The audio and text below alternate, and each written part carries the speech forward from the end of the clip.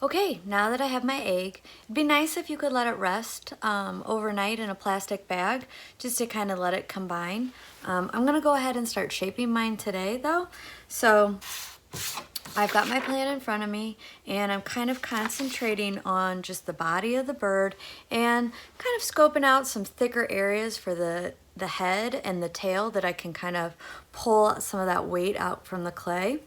As I sculpt, you want to keep in mind your form. You also want to keep in mind that the clay is going to have like kind of a pushing point where it's like, no, don't do that to me anymore. Like these little guys will come up. They're like stretch marks. Basically, or your clay could be a little bit dry. We've been handling it.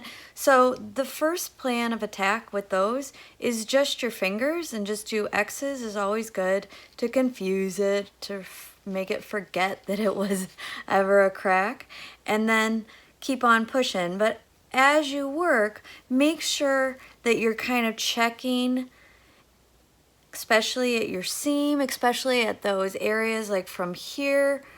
You know, we pinch the walls fairly thick, but from here to here is thicker, obviously, and you can feel it. And from about here to here is kind of thinner, so I can kind of manipulate those ends pretty decently. Now you could, if your character feels better this way, you can work this way.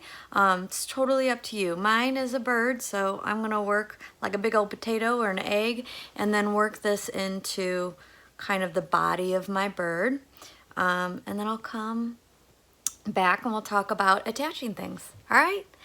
Happy pushing air.